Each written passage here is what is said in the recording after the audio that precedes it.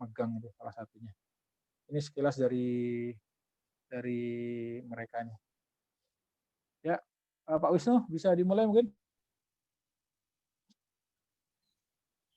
Assalamualaikum Pak Wisnu. Belum respon. Pak Yahya.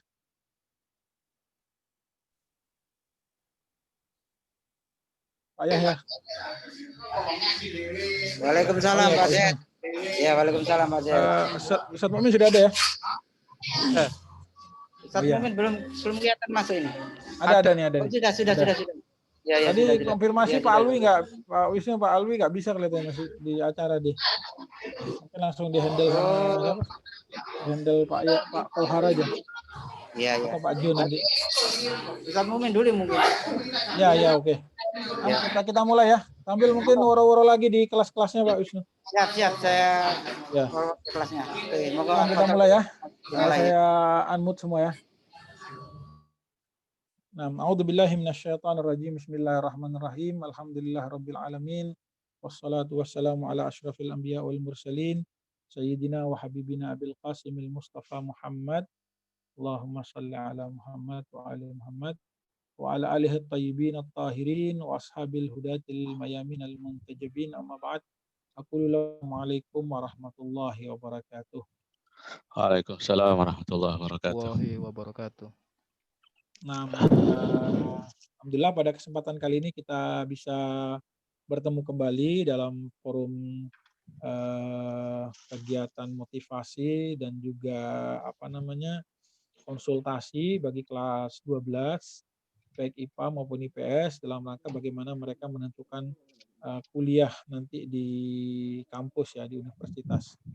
Dan ini adalah program kita tahunan kita, bagaimana kita ingin antum semua bisa artinya terbantu dengan adanya program ini. Kemarin kita alhamdulillah sudah mengadakan program studi kampus yang biasanya kita langsung, tapi karena kondisinya tidak bisa kita mengadakan daring. Dan itu sudah jadi kemarin Brawijaya. Dan pada kesempatan kali ini kita ingin mengadakan kayak motivasi, konsultasi ya, semacam kayak kampus expo gitu, menghadirkan kakak kelas antum untuk memberikan motivasi dan juga dibantu oleh BK nanti. Ini adalah agenda rutin kita pada kesempatan kali ini. Langsung saja saya akan bacakan susunan acara pada kesempatan kali ini. Yang pertama adalah kita pembukaan, kemudian yang kedua adalah sambutan dari kepala sekolah, kemudian juga nanti ada motivasi dari BK, kemudian dilanjutkan oleh nanti ada sharing dari kakak kelas antum semua. Jadi bisa nanti kakak kelasnya bisa memberikan tip-tip ataupun semacam trik ya bagaimana bisa tembus ke kampus yang diinginkan. Kemudian yang terakhir tadi kita lanjutkan dengan kita ada penutup ya. Jadi mudah-mudahan acara pada kesempatan ini kali ini berjalan dengan lancar. Langsung saja kita mulai untuk kegiatan kita pada kesempatan kali dengan pembacaan Al-Fatihah. Waqablaha salawat. Allahumma salli ala Muhammad wa ali Muhammad. Allahumma salli ala Muhammad wa ali Muhammad. Allahumma salli ala Muhammad wa ali Muhammad. Ajal faraja wa a'udzu billahi Alhamdulillah rabbil alamin arrahmanir rahim maliki yaumiddin. Iyyaka na'budu wa iyyaka nasta'in. Ihdinas siratal mustaqim. Siratal ladzina an'amta 'alaihim ghairil maghdubi 'alaihim. Ya, langsung saja saya serahkan kepada Ustaz Mumin untuk sambutan. Yang terhormat Al-Ustaz Dr. Abdul Mumin MPDI, kami persilahkan. Fadhil Ustaz. Tes suara dengar ya? Sudah, Ustaz. Bismillahirrahmanirrahim. Alhamdulillahirabbil alamin.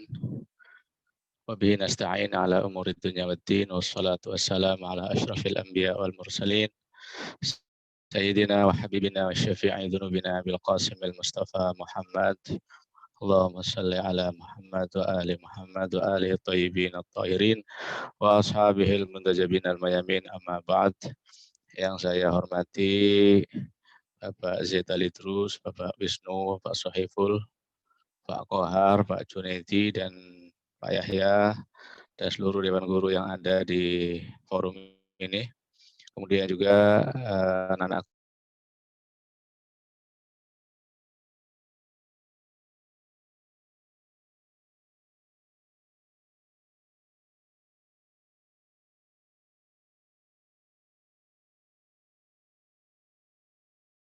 Ta'ala sehingga kita bisa melakukan kegiatan kampus Expo meskipun melalui Zoom ini, melalui daring ya.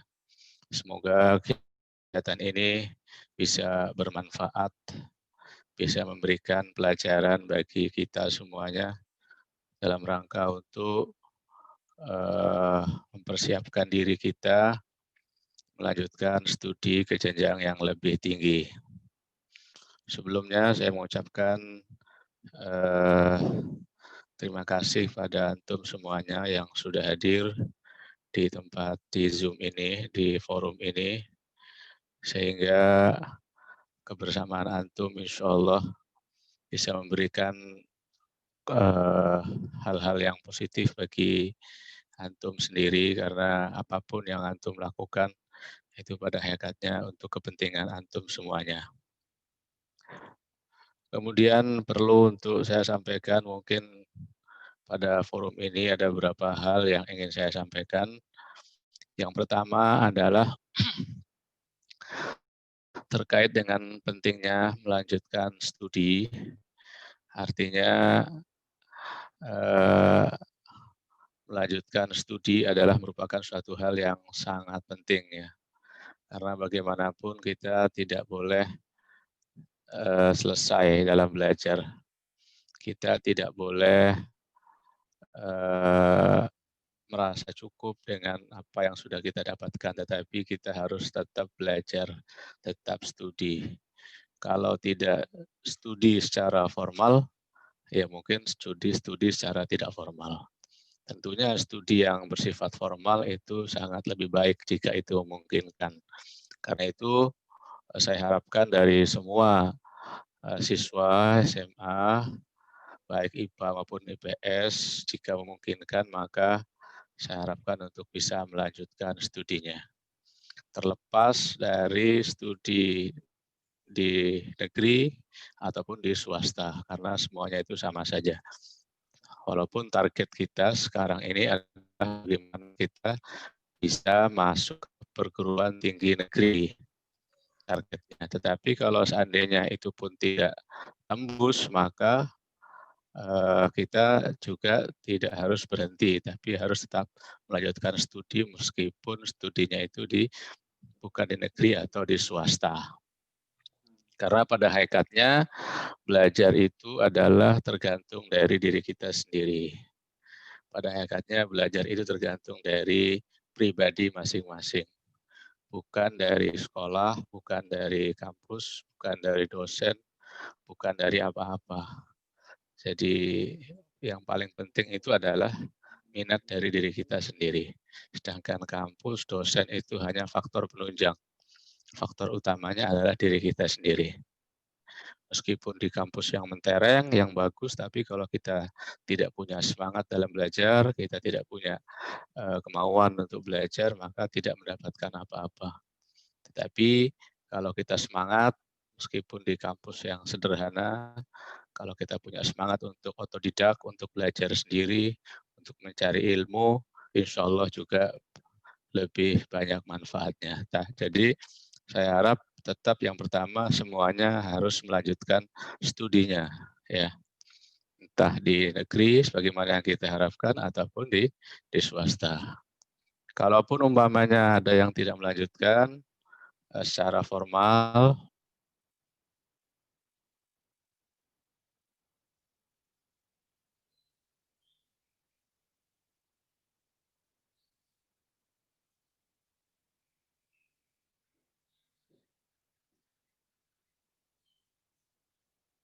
waktu untuk belajar. Dimanapun antum, kapanpun, maka antum harus tetap niat untuk senantiasa meningkatkan kualitas diri, mengasah keterampilan ya untuk belajar. Itu yang mungkin yang pertama. Kemudian yang kedua terkait dengan melanjutkan studi, sebagaimana juga mungkin pernah saya sampaikan pada kesempatan yang lalu, ya harus mestinya disesuaikan dengan passion antum, disesuaikan dengan kecintaan antum, disesuaikan dengan kesenangan antum dalam belajar, di samping kemampuan antum di bidang akademik maupun non akademik. Jadi harus tetap mengacu kepada passion antum, kemampuan antum di mana, kecerdasan antum di mana. Ini yang mungkin perlu didiskusikan dengan para guru BK ya, sehingga nanti antum tidak salah milih. Jadi antum harus realistis dalam artian sesuai dengan bakat, sesuai dengan kemampuan, sesuai dengan peluang yang ada. Jadi di samping faktor pribadi juga ada faktor yang dari luar, yaitu peluang kampus yang mungkin juga bisa menentukan. Jadi jangan hanya melihat dari kemauan saja atau keinginan saja, tapi juga harus dilihat dari sisi luarnya, sisi kampusnya. Itu juga harus menjadi pertimbangan dan harus menjadi ranah diskusi antum dengan orang tua antum, dengan diskusi dengan BK dan lain sebagainya. Dan kalau ada ada masukan-masukan, mohon dipertimbangkan. Jadi kalau umpamanya guru BK memberikan masukan, antum mungkin cocok di sini, itu mohon dipertimbangkan. Ya walaupun keputusan tetap pada antum, tetapi itu bagian dari pertimbangan-pertimbangan atau juga mungkin dari kakak kelas antum nanti ada yang menyampaikan masukan tentang kemampuan antum di sini sehingga layaknya di sini, maka itu juga bagian dari pertimbangan yang harus antum pertimbangkan karena mereka mungkin lebih pengalaman dan sudah punya rekam jejak track record di situ sehingga tahu apa yang terbaik untuk antum. Kemudian yang ketiga terkait dengan belajar tadi, saya harap antum punya harapan besar, punya mimpi besar ya. Jadi, wah saya tidak mungkin bisa karena saya begini, jangan. Jadi antum punya potensi yang sama, semua antum punya potensi yang sama. Kita tidak tahu masa depan kita. Kita tidak tahu apa yang akan terjadi di masa yang akan datang. Yang perlu kita ketahui adalah kemampuan diri kita sekarang seperti apa, dan kita harus melanjutkan studinya. Kita harus belajar. Itu yang harus kita perhatikan. Jadi jangan langsung memutus atau menghukum, menghakim diri sendiri bahwa saya tidak mungkin bisa, saya tidak mungkin lolos, saya tidak mungkin mampu, jangan ya. Jadi kita harus tetap memiliki optimisme, memiliki harapan, memiliki mimpi yang besar. Toh mimpi tidak bayar ya, jadi kita tidak apa-apa bermimpi yang besar saja. Terus kita kejar mimpi-mimpi itu. Insya Allah apa yang antum mimpikan itu bisa menjadi kenyataan jika antum serius untuk menggapainya. Jadi semua kembali kepada diri antum. Jadi jangan membatasi diri antum, jangan menghack ya, atau jangan sampai menjadikan penghambat. Karena diri kita ini sebenarnya bisa menjadi penghambat, juga bisa menjadi pendukung kesuksesan kita sendiri. Bagaimana diri kita bisa menjadi penghambat? Ya, kalau kita itu banyak punya hal-hal yang menghambat diri kita sendiri. Di antaranya adalah pemikiran diri kita sendiri, keyakinan kita sendiri. Itu bisa jadi menghambat diri kita. Seperti punya keyakinan kita bahwa saya mungkin tidak lulus, saya tidak mungkin mampu untuk kuliah, saya tidak bisa apa-apa, dan lain sebagainya. Itu merupakan sebuah penghambat ya. Jadi balok yang menghambat kesuksesan kita. Jadi itu harus dihilangkan terlebih dahulu. Harus dihilangkan terlebih dahulu penghambat-penghambat dirinya. Sehingga kita kembali kepada diri kita sendiri, kita percaya pada diri sendiri. Itu yang merupakan kunci utama. Kalau kita sudah tidak percaya pada diri kita, bagaimana orang lain percaya sama kita? Kalau kita tidak mencintai diri kita, bagaimana orang lain mencintai diri kita? Kalau kita tidak menghargai diri kita sendiri, bagaimana orang lain bisa menghargai diri kita sendiri? Karena itu kunci utama itu penghambat-penghambat ini harus dihilangkan. Harus dihilangkan. Kamu bisa. kamu mampu, kamu punya potensi, dan kamu sempurna. Siapapun kamu tetap memiliki banyak hal kelebihan-kelebihan. Memang orang punya kelemahan, tidak ada orang yang sempurna. Tetapi kelemahan-kelemahan itu jangan menjadi penghambat. Jadi kita push, kita kuatkan kelebihan kita, dan kita tutupi kelemahan-kelemahan kita dengan hal-hal yang terbaik. Jadi insya Allah lakukan yang terbaik, lakukan yang positif, insya Allah kelemahannya dengan sendirinya akan tidak signifikan. Saya kira itu mungkin beberapa hal yang mungkin sebagai pengantar dari saya, sambutan. Harapannya saya berharap pada tahun ini juga banyak siswa-siswi kita yang tembus SNMPTN atau SBMPTN. Untuk SNMPTN memang kita tidak punya kewenangan, ya, artinya tidak punya harapan dalam artian pandangan-pandangan bagaimana supaya lolos, karena memang itu murni dari atas, murni dari kampus, ya. So, minimal kita bisa membantu dalam memberikan pembelajaran dan nilai-nilai yang sudah ada. Itu dalam SNMPTN. Dalam SBMPTN itu murni dari antum semuanya. Jadi murni dari antum, karena itu antum harus berjuang, harus belajar keras dari sekarang, karena waktu berjalan begitu cepat. Dulu kita baru masuk kelas 3, sekarang sudah hampir selesai kelas 3-nya. Jadi ini berjalan begitu cepat, jangan sia-siakan waktu antum. Jadi waktu antum mungkin tinggal 3 bulan lagi. Kalau sekarang bulan November, Desember, Januari, Februari, insya Allah Maret sudah ujian. Ya, jadi tinggal 3 bulan, 4 bulan lagi. Saya kira itu tidak terlalu lama. Sangat cepat sekali waktu ini berjalan. Sebentar lagi sudah semester. Jadi jangan buang-buang waktu dengan hal-hal yang tidak positif. Ya, mungkin antum masih sering bermain atau sering buang-buang waktu yang tidak positif, barangkali di hari-hari terakhir ini bisa fokus. Sekarang banyak kegiatan, Ustadz, PIP dan lain sebagainya. Ya enggak apa-apa, itu bagian dari proses, bagian dari usaha. Kalau kita enggak usaha sama sekali, ya maka tidak akan ada hasil sama sekali. Jadi saya kira harus betul-betul manajemen waktunya harus betul-betul dijalankan dengan baik, ya, jangan buang-buang waktu sembarangan. Ya, untuk bermain-main saya kira sudah cukup. Sekarang sudah waktunya untuk sedikit serius lah, sedikit mempersiapkan diri. Sekali lagi jangan ada rasa pesimis. Antum punya peluang sama dengan yang lain. Kalau yang lain bisa, kenapa antum tidak bisa? Ya, cuma harus realistis. Harus realistis. Saya kira itu dari saya, kurang lebihnya mohon maaf. Wassalamualaikum warahmatullahi wabarakatuh. Waalaikumsalam warahmatullahi wabarakatuh. Waalaikumsalam. Terima kasih pada Ustadz Abdul Mukmin. Kedengeran ya? Kedengaran. Oh ya. Terima kasih pada Ustadz Abdul Mukmin. Tadi sudah memberikan sambutan dan semangat bagi kita. Mudah-mudahan apa yang telah beliau sampaikan itu memotivasi kita untuk terus semangat untuk mengejar cita-cita yang kita inginkan. Dan tadi sudah saya sampaikan bahwa ternyata anak Yapi juga punya potensi luar biasa.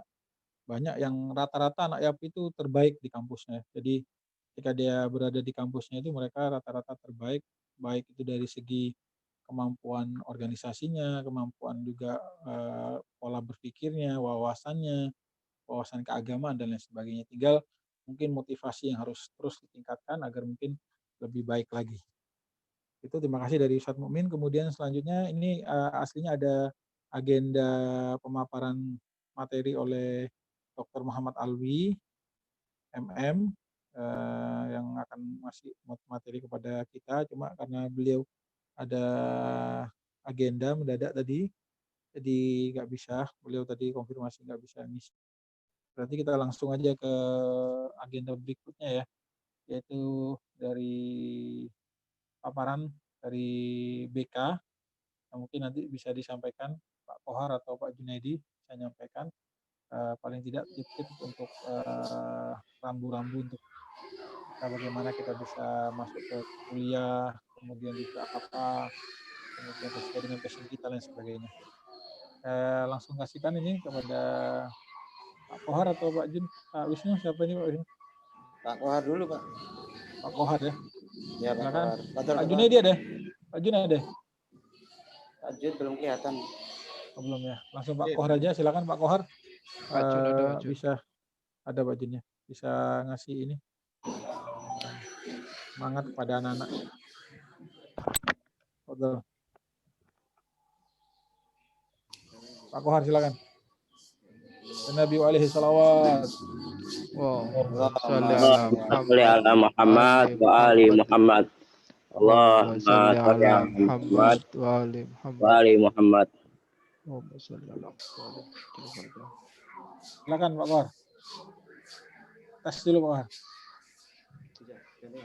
Mic-nya belum di-on kan?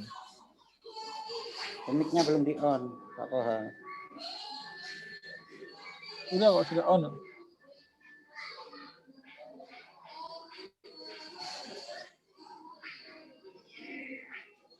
Silakan dites Pak Kohar. Ya. Pak Kohar dites saja suaranya Pak Kohar. Pakai headset paling enak.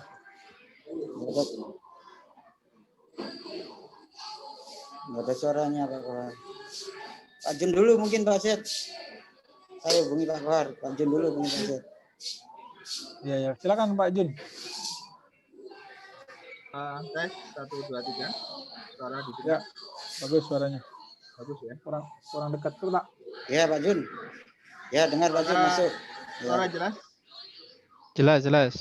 Oke.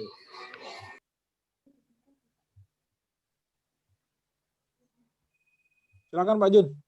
Oh ini. Oh, saya belum kirim file ini ke host, bentar.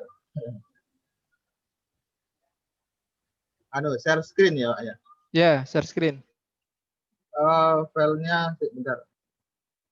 Bisa sudah? Belum?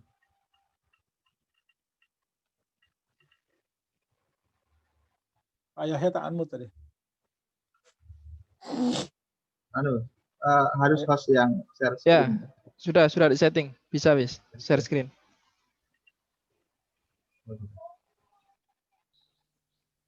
Pak Kohar ganti headset ya Pak. Assalamualaikum, bisa Pak Set. Bisa dengar? Ya, kedengeran, silakan. Lumayan. Ya. Siapa Pak? Siapa? Pak Jun dulu apa Pak Kohar dulu? Pak Kohar. Silakan Pak Kohar. Assalamualaikum warahmatullahi wabarakatuh. Waalaikumsalam warahmatullahi wabarakatuh. Kurang jelas Pak Kohar suaranya. Ya. Selamat pagi bagi anak-anak sekalian. Kecil. Mana ya? Masih kecil ya suaranya ya? Iya kecil. Tidak apa-apa dah. Ini singkat saja ya. Jadi tadi sudah disampaikan oleh Pak Z, juga disampaikan oleh Bapak Kepala Sekolah kita bahwa kuliah ini penting demi masa depan kalian.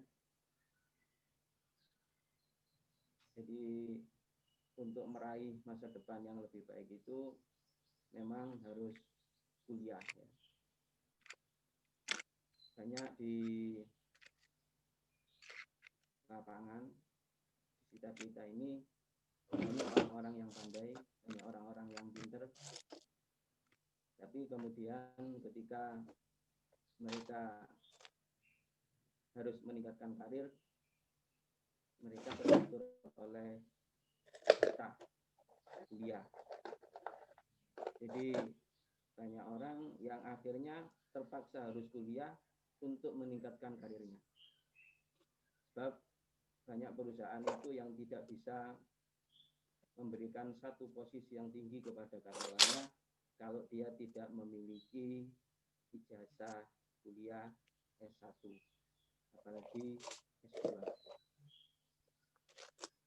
Jadi bagi kalian yang nanti merindukan untuk bisa berkarir yang lebih baik, memiliki masa depan yang lebih baik, wajib untuk kuliah.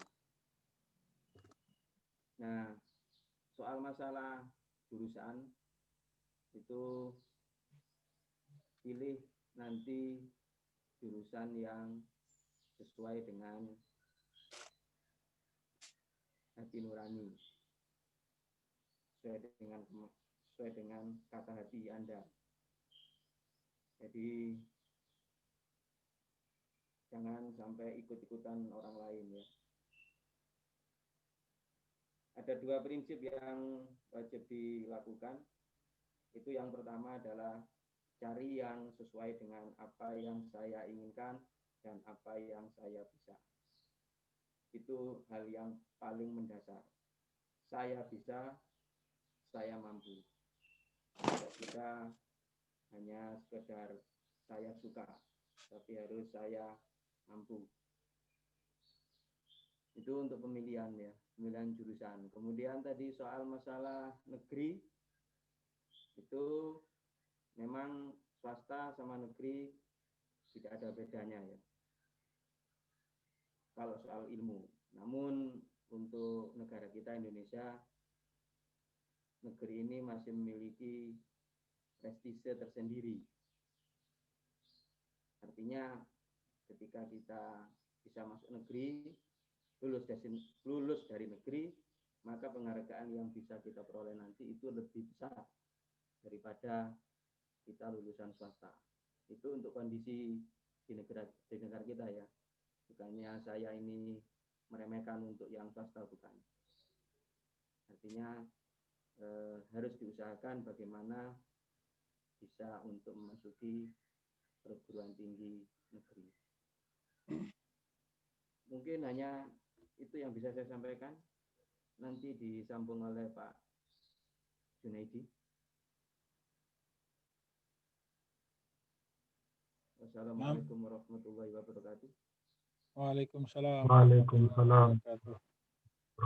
Nah, terima kasih banyak kepada Pak Kohar tadi berikan tip kepada beliau, dan juga ini juga bisa disampaikan kepada para siswa, para santri, atau bisa komunikasi dengan beliau.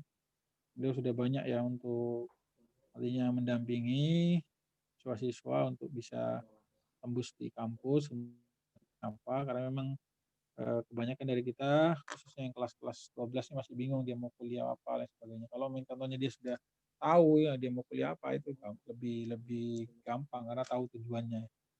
Jadi langsung saja saya serahkan kepada Pak Junaidi, MSOS, silahkan untuk melanjutkan, mungkin ada tambahan dari antum.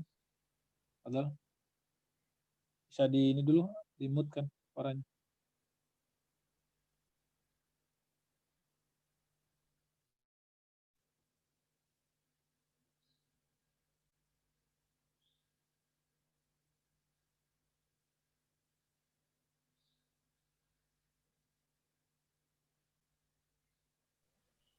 Pak Jun bisa tes suara? Suaranya Pak Jun. Tes suara coba. Ya, Suara sudah. jelas ya. Sudah. Ya, kurang keras dikit. Kelas sudah? Ya. Oke, bismillahirrahmanirrahim. Assalamualaikum warahmatullahi wabarakatuh. Waalaikumsalam Waalaikumsalam warahmatullahi wabarakatuh.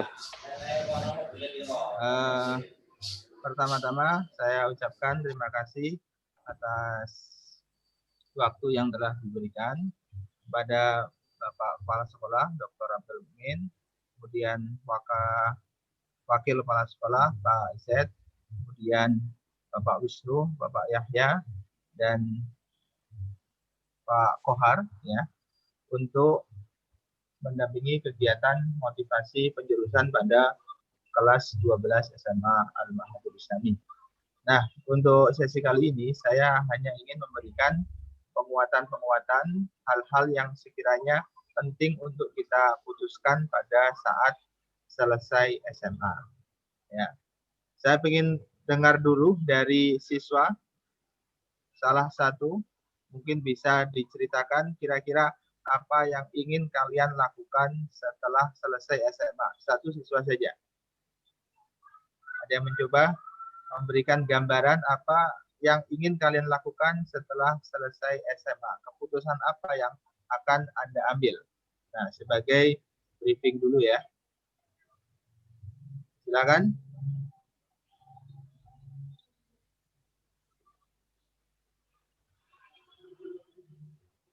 Ada yang mencoba ingin? Hussein, Hashimi, atau siapa?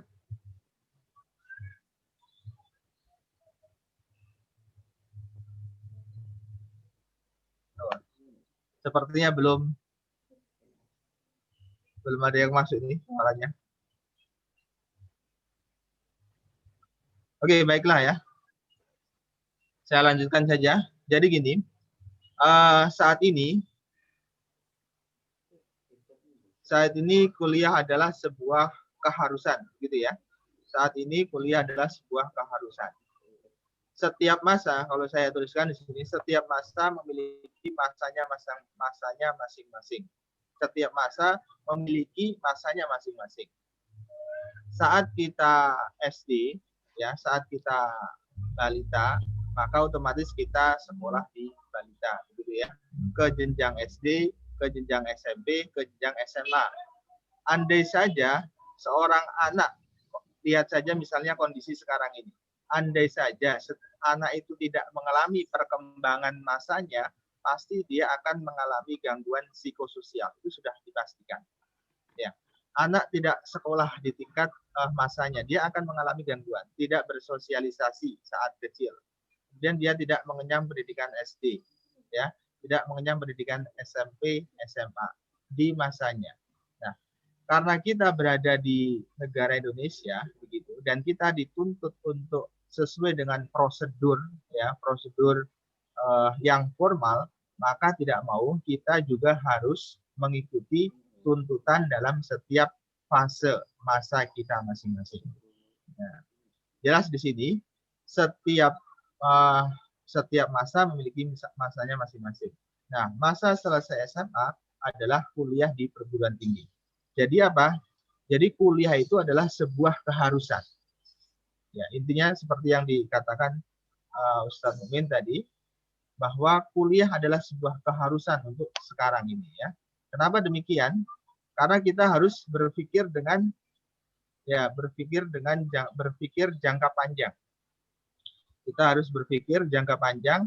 Kita tidak boleh membatasi dengan satu pilihan di masa sekarang. Ya, berpikir futuristik gitu ya. Nah, ketika kita berpikir jangka panjang, maka tentu apa? Tentu di sana ada berbagai macam alternatif yang akan kita peroleh. Kalau kita membatasi dengan satu pilihan, maka tentu kita sudah mentakdirkan, ya, menasib kita pada satu pilihan tadi. Saya selesai SMA ingin kerja, bantu orang tua. Nah, misalnya seperti itu. Saya dipastikan tidak mungkin kuliah karena bla bla bla. Jangan. Masa kalian ini adalah masa kuliah, masa umur 18 sampai 22 tahun, tetap masa belajar yang harus kalian lalui. Nah, sekarang pertanyaan berikutnya adalah, toh sekarang saja bekerja pun bisa sambil kuliah, ya enggak? Ya, sekarang ini bekerja pun bisa sambil kuliah. Ya, di sini ada tawaran kuliah online, sudah pasti itu. Misalnya di universitas terbuka. Ya. Kebetulan saya juga sedikit memberikan mengajar di tutorial online di universitas terbuka itu. Mereka yang kuliah di sana bukan hanya anak-anak tamatan SMA, ya, bahkan yang umur 40-50 tahun ada itu di profilnya. Itu menunjukkan apa? Mereka sangat kuliah itu merupakan sebuah keharusan dengan adanya legalitas. Ya. Jadi bekerja pun bisa sambil kuliah. Di misal ada beberapa kampus juga yang menyediakan kuliah sambil kerja dengan mengambil jadwal kuliah di malam hari. Kalian nanti bisa ambil kuliah misalnya jadwal sore kalau ingin kerja bekerja sambil kuliah. Nah, siangnya bekerja. Kenapa demikian? Ketika saya tanya kepada anak-anak yang kuliah sambil kerja, mereka hanya bilang, saya tidak bisa menetapkan pilihan pada satu pekerjaan yang ada sekarang. Barangkali dengan ijazah yang saya memiliki kesempatan lain yang ingin saya ambil. Nah, di sini sudah ada gambaran bahwa ternyata mereka yang bekerja pun juga ingin kuliah. Dengan demikian apa? Kalian harus wajib kuliah di perguruan tinggi. Apapun itu perguruan tingginya, baik swasta maupun negeri. Nah, saat ini skala prioritasnya adalah kalian lalui dulu ya, tahapannya. Kalau misalkan di sekolah ada SMPTN, kalian ikut SMPTN. Tahapan SMPTN dilalui ya. Kemudian setelah tahapan SMPTN dilalui, kalian ikuti SBMPTN. Tidak lulus, kalian ikuti ujian masuk perguruan tinggi, baik yang ada di negeri maupun swasta, kalian ikuti. Nah, kalau bisa, jangan mengambil satu pilihan saja. Itu yang penting. Kalian harus bisa mengambil berbagai macam pilihan. Ya. Kuliah di tawaran beasiswa dicoba. Kuliah di tawaran seleksi dicoba. Ya. Di STAN, PTKIN, dan seterusnya semua harus dicoba. Nah, dengan mencoba semua berbagai macam pilihan-pilihan, maka kalian akan menentukan kira-kira apa sih yang akan saya dapatkan nanti. Jadi intinya kita harus mencoba berbagai macam pilihan-pilihan yang ada pada saat selesai SMA. Ya. SMPTN dilalui, SBMPTN dilalui, semua ada tawaran kuliah, kalian coba. Mana yang kemudian bisa diambil, dan apalagi sampai-sampai pada gratis ya. Itu sudah luar biasa sekali seperti itu. Dan yang ketiga adalah tentunya dengan kuliah ada berbagai macam alternatif pilihan karir yang ingin kita bisa dapatkan. Jadi pada konteks ini kuliah adalah sebuah keharusan ya. Nah, pertanyaan berikutnya, lantas memilih jurusan apa ya? Nah, ini ya. Mungkin kita bingung. Ada berbagai macam jurusan-jurusan, matematika, manajemen, seni musik, sastra Inggris, arsitek, bahasa, dan seterusnya. Nah, pilihan-pilihan ini tetap kalian harus bisa ambil salah satunya. Ya, kira-kira mana kemudian yang paling berpeluang sesuai dengan bakat Anda. Intinya seperti ini. Bagaimana sih memilih jurusan? Pertama adalah kemampuan siswa. Ya. Kemudian yang kedua adalah minat, tentunya dengan minat. Baru setelah ada kemampuan minat, kalian ambil kira-kira jurusan apa yang paling sesuai. Nah, seperti itu ya. Misalnya teknik. Bicara teknik ini matematika sangat dominan ya. Mata pelajaran matematika sangat dominan. Tidak mungkin anak IPS mengambil studi teknik. Ya. Atau sebaliknya. Orang-orang IPS ya, orang IPS mengambil teknik ya, atau IPA mengambil ilmu yang tidak suka dengan deskripsi, kebanyakan yang ada di sosial humaniora. Jadi semua ini harus ada keterkaitan satu sama lain. Nah, berikut terakhir adalah 5 tips dalam memilih jurusan kuliah. Yang pertama adalah jangan salah pilih nama jurusan. Terkadang ada beberapa nama jurusan yang terdengar mirip meskipun sejatinya sangat berbeda. Jurusan manajemen itu sangat banyak sekali. Ya. Jadi tentu di sini misalkan kalian ambil komputer, informatika, itu juga ada banyak jenisnya. Kalau bisa kalian bisa melihat nanti saya akan tunjukkan ada di Labdikti, itu adalah sebuah database universitas yang berisi tentang profil jurusan, profil jurusan, profil kampus, sekaligus nilai akreditasi di setiap prodi tersebut. Kemudian yang kedua adalah idealis atau realistis. Nah, idealis dan realistis. Idealis sesuai dengan minat Anda, ya, bakat dan pemikiran Anda, realistis, disesuaikan dengan latar belakang kita. Dari sisi ekonomi misalnya, berapa biaya yang dibutuhkan, kemudian kira-kira peluang untuk bisa diambil itu sejauh mana, apakah memungkinkan atau tidak. Nah, itu namanya realistis. Jangan kemudian terlalu berpikir tinggi, tapi itu tidak realistis, tidak mungkin bisa kita wujudkan. Yang ketiga adalah ketahui peluang karir atau jurusan. Ini penting sekali. Kuliah bukan hanya sekedar untuk mencari ilmu saja, yaitu betul, tapi ilmu yang kita dapatkan juga harus bisa menunjang karir di masa yang akan datang. Karena bagaimanapun mau tidak mau, kita kuliah juga pada akhirnya untuk bekerja kan, seperti itu ya, bekerja. Nah. Dan yang ketiga, yang keempat, pertimbangkan kemampuan ekonomi.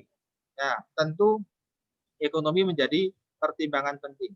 Latar belakang orang tua kita. Kalau di kuliah negeri terlalu mahal, kenapa tidak di kuliah di swasta dengan jurusan yang kita inginkan, tapi biayanya lebih mahal dan akreditasinya sama. Tidak ada bedanya. Kalian kuliah di negeri maupun di swasta, yang terpenting adalah kemampuan ekonomi disesuaikan juga dengan akreditasi program studi yang ada di yang ingin kalian ambil. Seperti itu. Ya. Kemudian yang kelima adalah sediakan alternatif pilihan. Jika kamu sudah yakin akan satu pilihan jurusan, pastikan juga kamu memiliki berbagai alternatif lain. Jadi alternatif itu memberikan kesempatan kita agar kita tidak membatasi pada satu jurusan semata. Itu seperti itu. Nah, ini contoh ya. Mencari profil jurusan melalui Dikti, kalian bisa lihat nanti di laman http://pddikti.kemdikbud.go.id. Nah, ini seperti ini. Kalian bisa tulis nih ya, laman Forlabnya, kalian bisa tulis. Nanti akan muncul seperti apa prodi-prodi. Misal sekarang yang lagi ngetren itu adalah prodi apa? Bisnis digital ya. Nah, DKV, desain komunikasi visual, atau teknik informatika itu lagi ngetren banget. Hampir peluangnya luar biasa sekarang ini. Jurusan-jurusan seperti bisnis digital, ya, pemasaran digital, kearsipan digital, atau teknik multimedia digital, jaringan telekomunikasi digital. Nah, misalnya. Kemudian, ingat, tidak hanya cukup S1, tapi juga harus lanjut S2. Kalau bisa, S2-nya pun juga harus linear. S1 informatika, S2 informatika. S1 desain komunikasi visual, bisnis digital, ya. S2-nya yang selaras, misalnya ilmu komputer, ya, atau bisnis digital. Ini contoh. Nah, peluang karirnya apa? Kita ambil contoh peluang karir. Peluang kerja. Nah, bicara peluang kerja, maka akan muncul di sana. Di sini ada yang enggak, ada yang suka dengan digital? Ada?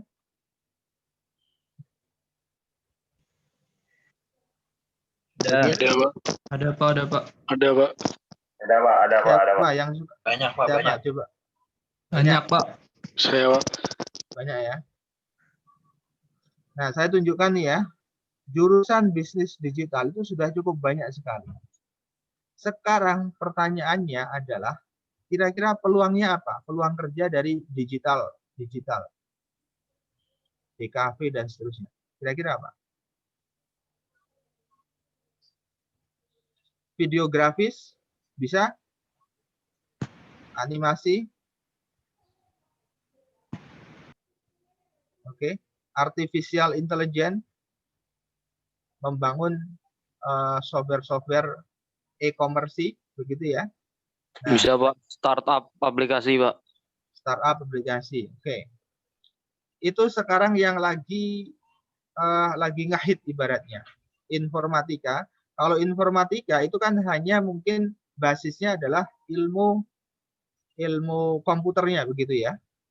Tapi lebih dari IT itu adalah seorang kreator, konten kreator itu lebih penting kadang-kadang seperti itu. content creator itu dia punya basis IT yang bagus, tapi dia juga punya basis sosial media yang bagus. Ketika kalian bisa mengkombinasikan antara IT, kemampuan IT dengan ide-ide kreator bisnis Anda, itu akan memberikan banyak peluang di era sekarang. Apalagi dengan hadirnya media massa yang cukup hampir 80% kehidupan kita itu ada di depan internet seperti itu. Saya kasih gambaran contoh ini misalnya. Ada yang berminat menjadi dosen? Ada yang berminat? Ada. Siapa? Saya Pak, insya Allah Pak, jadi dosen Pak. Ya, apa rencanamu? Gitu ya. Nah, seperti ini ya. Contoh sederhana ini. Ini saya kasih gambaran. Nah, sekarang ini peluang DKV S2 itu hampir rata-rata kosong. Saya kasih gambaran di era sekarang. Saya kasih contoh ya. Rekrutmen. Coba kalian lihat di sini. Desain komunikasi visual, sistem informasi, teknik informatika, DKV, desain komunikasi visual. Latar belakangnya apa? Adalah informatika dan visual tadi. Kalian lihat lagi. STIMIK Amiga Bandung membutuhkan misalnya ahli dalam bidang ya informatika, komputer, desain lagi. Ya, prodi sistem informasi. Lagi-lagi IT dan digital bisnis tadi. Nah, kemudian di Purbalingga ada bisnis digital, desain komunikasi visual. Hampir rata-rata saat ini banyak sekali membutuhkan keahlian-keahlian IT dengan bisnis digital. Di tempat lain misalnya ada di DKV juga dibutuhkan. Komputer dengan peminatan desain, multimedia dengan peminatan desain, S1 desain komunikasi visual. Nah, bahkan kalau kalian sudah S3 doktor itu otomatis sudah peluangnya sudah cukup luar, cukup besar sekali. Langsung terima ya, apalagi linear seperti ini. Di tempat lain juga sama, akuntansi, DKV dan seterusnya. Nah, ini Pak contoh. Jun, kurang 2 menit lagi, Pak. Oke, contoh bahwa peluang yang ada sekarang ini memberikan gambaran kita agar kita bisa mengambil kuliah sebisa mungkin ya. Kalau dengan kuliah pasti kalian punya pilihan yang lebih banyak. Oke, saya pikir cukup materi kita ya. Itu sedikit gambaran pada apa yang seharusnya kita putuskan setelah selesai SMA adalah kuliah gitu ya, tetap harus kuliah. Assalamualaikum warahmatullahi wabarakatuh. Waalaikumsalam warahmatullahi wabarakatuh. Ya, terima kasih kepada Pak Jun yang luar biasa, detail betul untuk memberikan semacam acuan sama kita, kemudian juga cara untuk bagaimana kita bisa kuliah. Tadi berbagai tips sudah disampaikan oleh beliau yang pasti tadi kan artinya harus sesuai dengan kemampuan, kemauan, dan juga passion kita itu ya.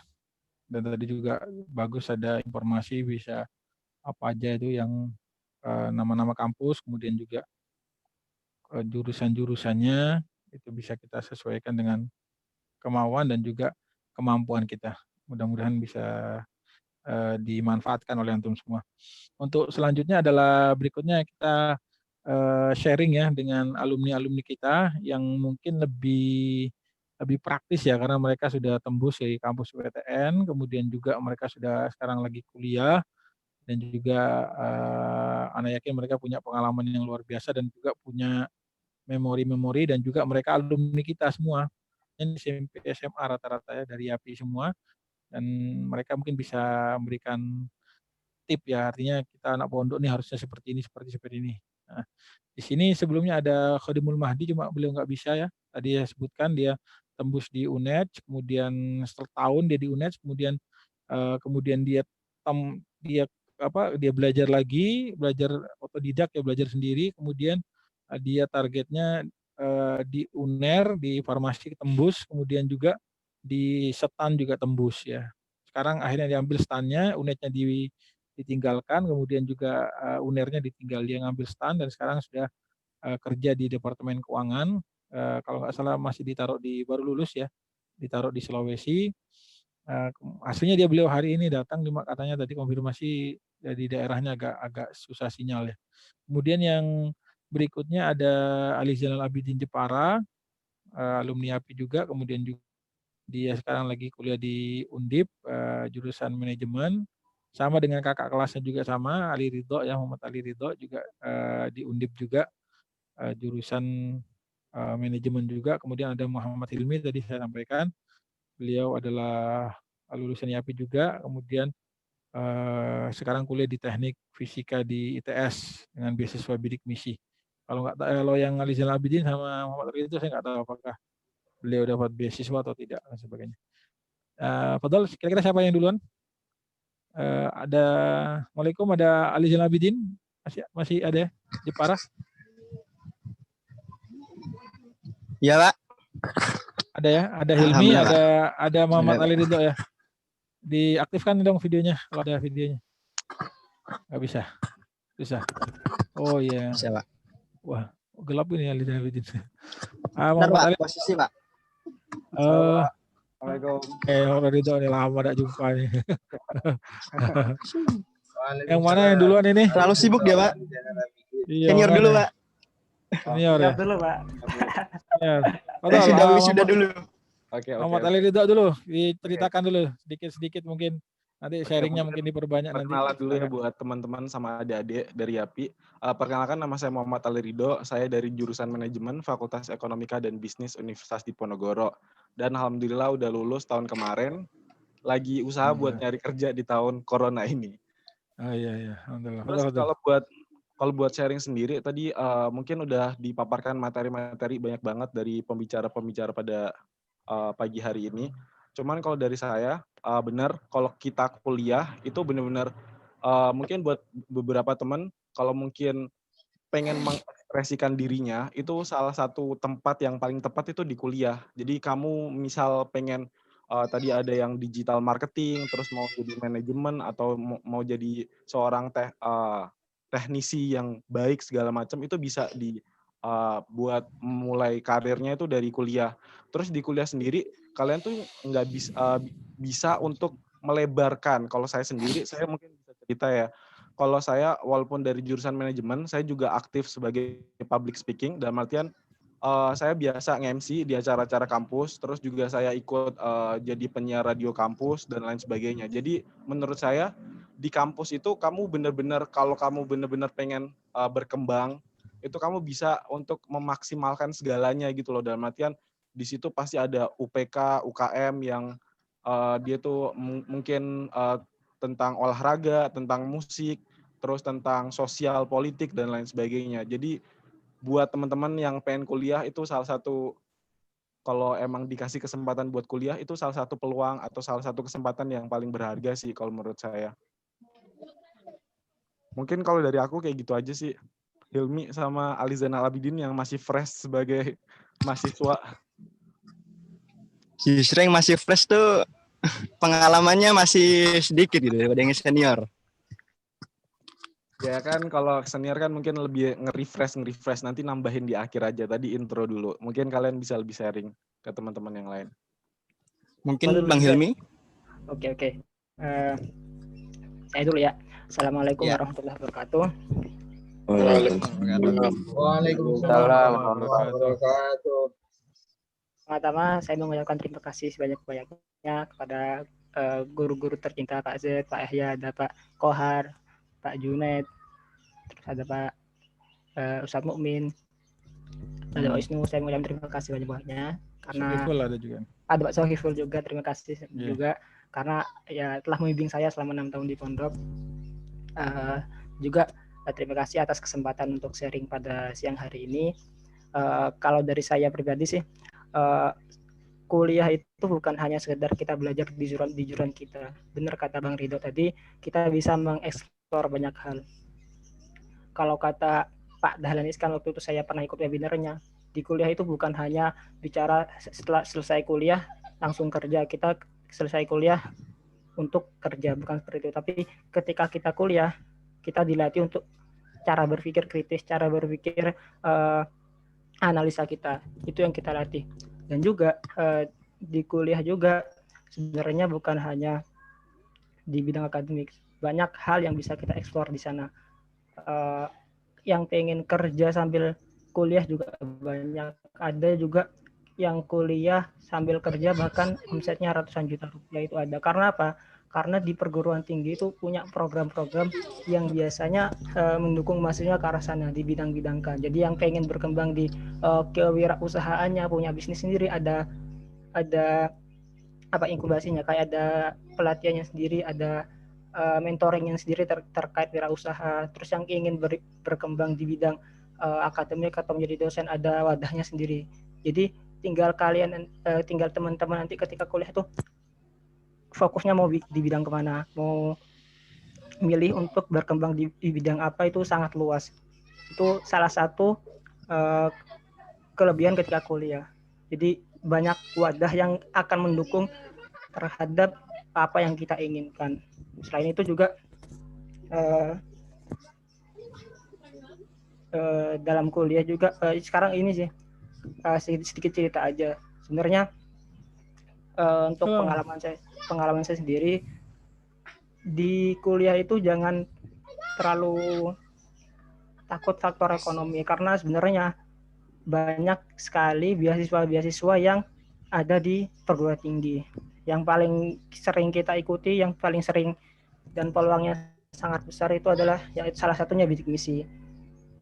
Untuk daftar bidik misi itu bisa dipersiapkan dari sekarang, dan syarat utamanya adalah kita harus lulus tes dulu, baru kita bisa keterima bidik misi. Dan juga ketika di kampus nanti akan ada banyak sekali dari perusahaan-perusahaan atau misalkan dari organisasi-organisasi, sangat banyak. Jadi jangan batasi niat kuliah kalian karena keterbatasan ekonomi, karena selama kita berusaha selalu ada jalan di sana. Itu aja mungkin introduction dari saya.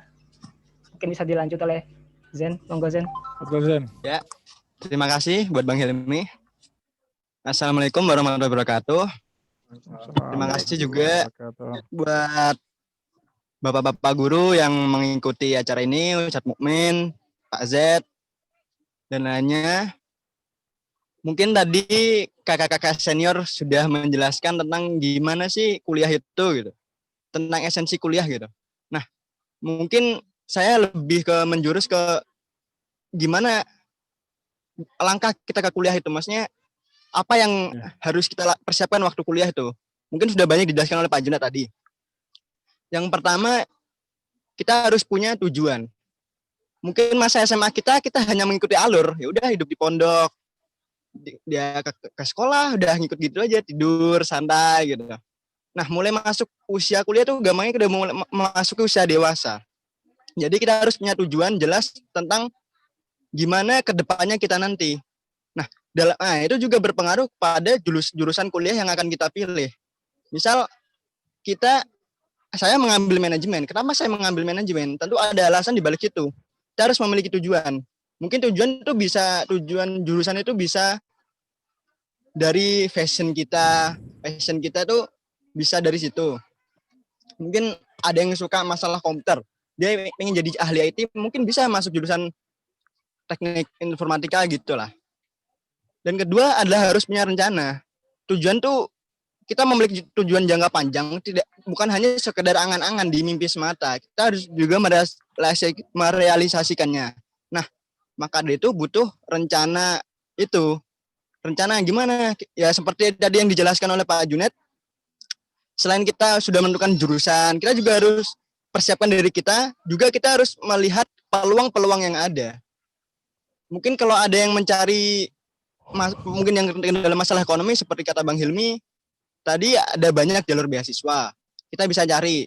Mungkin kalau ada yang berusaha masuk ke SNMPTN atau SBM gagal, masih banyak jalur mandiri. Tergantung tujuan kita nanti. Karena kuliah tuh bukan hanya mengikuti jenjang-jenjang pendidikan saja, tapi itu pilihan hidup kita gampangnya. dengan kita menentukan tujuan kita di awal tadi, tentunya kita harus menyiapkan rencana-rencana itu. Nah, dalam rencana tadi itu ya misal peluang-peluang itu harus ada. Nah, nanti kita juga dengan tujuan kita kuliah itu kita jadi mahasiswa yang seperti apa. Kan ada mahasiswa yang dia fokus belajar. Mungkin dia tujuan kuliahnya adalah mencari ijazah untuk hanya kerja. Atau yang sekarang menjadi aktivis. Atau kan banyak hal kan jadi kuliah tuh. Karena di dalam perguruan tinggi sendiri ada tridharma perguruan tinggi. Yaitu pertama pengajaran dan pengetahuan, kedua riset dan penelitian, dan ketiga adalah pengabdian kepada masyarakat. Nah, kita akan menjadi mahasiswa seperti apa nantinya tergantung tujuan kita. Mungkin kalau yang dia anak-anak ambis gitu, yang terlalu fokus, yang ingin mengajar ijazah, dia akan fokus pada pelajaran. Atau mungkin ada yang hanya ingin mencari ilmu untuk mendirikan bisnis. Mungkin tujuan saya pengen buka usaha, maka saya masuk manajemen untuk mendapatkan ilmu-ilmu dari manajemen tersebut untuk membuka usaha nanti. Atau ada yang juga yang pengen kerja di mana, akhirnya mencari jurusan yang sesuai dengan skill-skill yang sesuai, masuk organisasi supaya banyak banyak sertif-sertif yang bisa dimasukkan ke CV. Banyak hal yang bisa di situ. Dan yang paling penting dalam kuliah itu kita mencari pengalaman. Banyak hal di dunia luar tuh, dalam dunia perkuliahan tuh pengalaman-pengalaman yang berharga gitu. Mungkin kita bisa bertemu dengan orang-orang hebat di sana. Mungkin teman-teman kita atau ketika kita ada event-event bersama, itulah calon-calon orang hebat nantinya. Dan mungkin dari dia tuh ada orang yang lebih dari kita. Mungkin ada yang menganggap saya lebih, tapi di sana jauh banyak yang lebih dari saya gitu. Nah, mungkin cukup sekian dari saya. Mungkin kakak senior ada yang menambahkan. Nah, syukran untuk ini. Sebelum kita lanjut ke sharing ke anak-anak, mungkin tadi kan saya sampaikan ada beberapa info dari alumni API yang jadi terbaik di kampusnya. Sebelum nanti dari teman-teman adik-adik kelas itu nanti mau nanya tentang sharing, saya mau tanya juga, istilahnya itu kelebihan kita alumni pondok itu apa sih yang antum merasakan ketika, artinya dari bisa masuk ke perguruan tinggi, kemudian ketika di kampus, apa sih? Kadang kita merasa bahwa anak pondok ini apalah istilahnya, ternyata yang Anda apa sih kelebihan dari anak pondok itu? Mungkin dari tiga-tiganya Fadol bisa dijawab. Oke, terima kasih Pak Z buat pertanyaannya. Mungkin saya dulu ya. Kalau menurut saya, buat kelebihan dari anak pondok sendiri, itu yang pertama daya adaptasi sih. Kita udah terbiasa bersosialisasi dengan kultur yang beda-beda. Di pondok sendiri kan kita, misal orang Jawa ketemu orang Sunda, ketemu orang Arab, ketemu orang Madura, dan lain sebagainya. Jadi kayak daya adaptasi itu sebagai suatu keunggulan kalau menurut saya. Contoh mungkin saya sedikit cerita soal diri saya sendiri. Nah, kalau saya sendiri ini buat teman-teman yang lain, saya tuh masuk Undip lewat jalur SNMPTN, terus dari jalur SNMPTN sampai UM itu nggak ada anak Undip sama sekali, anak alumni YAPI sama sekali yang ada di Undip. Jadi benar-benar bisa dibilang istilahnya ngenesnya saya sebatang kara di Undip. Tapi buktinya walaupun sebatang kara, saya bisa survive dan akhirnya bisa berkembang, bisa mengeksplor segala hal karena dari YAPI sendiri itu udah dilatih untuk daya tahan atau daya adaptasi di lingkungan yang benar-benar baru buat kita. Itu yang pertama. Terus yang kalau kedua sendiri, kalau menurut saya komunikasi. Kita tuh terbiasa untuk berbicara, untuk bersosialisasi dan lain sebagainya. Dan hal itu tuh menurut saya salah satu keunggulan yang dipunya anak YAPI. Jadi ketika ketemu orang baru, kita bisa langsung SKSD, kasarannya SKSD. Terus akhirnya kita punya kenalan, punya link baru. Saya sering banget kok. Bahkan waktu itu karena saya mungkin istilahnya terlalu SKSD ya, saya sampai di fakultas saya sendiri itu mau dari jurusan akuntansi, manajemen, ekonomi Islam, sama ekonomi pembangunan tuh mereka setiap geng itu selalu manggil saya, wih Ali nih sahabat FEB, karena dia kenal semua anak FEB yang ada di Undip kayak gitu. Jadi menurut saya daya adaptasi sama komunikasi tuh suatu kelebihan banget sebagai anak YAPI sih, kayak gitu. Mungkin bisa ditambahin dari Ali sama Hilmi. Aduh. Kenapa kau diam, Cina? Bang Hilmi mau nambahin? Ya, sedikit nambahin aja. Jadi benar banget tadi yang disampaikan oleh Bang Ridho ya. Jadi kemampuan komunikasi sama daya adaptasi anak pondok itu sangat bermanfaat sekali, sangat bisa berguna sekali ketika nanti kita menghadapi lingkungan yang baru. Tapi selain itu juga potensi anak Yapi juga sebenarnya gak kalah sama anak-anak yang di luar, baik dari segi akademik tuh gak kalah. Tinggal kita bagaimana kita mau mengeksplor diri kita lagi. Sebenarnya gak kalah dari segi baik, tinggal bagaimana kita mengeksplor lagi, seperti itu sih kalau selama pengalaman saya. Mungkin Zen, monggo Zen. Zen, fadhol. Ya. Kalau kemarin kebetulan pas di Jepara saya ketemu dengan Ustadz Sidik. Dia juga bertanya masalah ini. Apa sih manfaat dari pondok dulu ketika di luar gitu? Mungkin seperti yang dijawab tadi oleh Kak Ridho tadi, masalah komunikasi dan adaptasi, juga masalah potensi dari Bang Hilmi. Ada satu hal yang menurut saya tuh sangat membantu di luar nanti, yaitu mental kita di pondok. Gampangnya kita dulu di pondok tuh kita sudah terbiasa dengan hal-hal yang ketat atau gimana gitu, sehingga mental kita sudah terbiasa dengan hal seperti itu. Kalau bahasa sekarangnya tidak mudah baperan. Kita sudah memiliki mental kuat di pondok nanti dah. Nah, dalam hal komunikasi, dalam hal adaptasi, yang paling utama adalah mental. Kalau kita memiliki mental kuat, kita akan mudah untuk survive di luar nanti. Kita tidak akan mudah baperan atau merasa frustasi, atau kita akan selalu optimis. Saya ingat perkataan Pak Azad dulu, bahwa anak-anak santri Yapi itu semuanya bintang. Makanya semuanya bercahaya, kita gak akan kelihatan. Cuman ketika keluar nanti, kita menuju tempat yang kegelapan, kita akan terlihat bersinar. Nah, disitulah anak Yapi itu berada. Potensi-potensi kita akan keluar. Nah, yang paling penting mental kita harus kuat untuk menghadapi kehidupan. Karena kehidupan di luar tuh tidak semudah kehidupan di pondok yang hanya santai-santai seperti itu aja. Banyak halangan-halangan nantinya. Maka dari itu, persiapkan mental kalian. Saya yakin mental kita sudah kuat sih di pondok itu. Terbiasa dengan soft-soft yang terlalu anak-anak Arab bondowoso gitu udah. Terima kasih. Nah, syukuran. Fadhol, mungkin yang lain, Fadhol bisa ini saya buka untuk sesi tanya jawab, saya sharing Fadhol dari adik kelas untuk kelas 12 mungkin Fadhol yang mau ngasih pertanyaan atau mungkin juga masukan atau gimana. Silakan Fadhol. Ini Eman, ini mumpung ada mereka-mereka ini luar biasa. Silakan. Bisa langsung menyebutkan namanya. Ini kita akan adakan acara ini kan tujuannya memang untuk kelas 12 ini supaya mereka antum bisa ngikuti jejak-jejak mereka. Fadhol, silakan. Saya mungkin, Pak. Fadhol, Sobri, Fadhol. Assalamualaikum warahmatullahi wabarakatuh.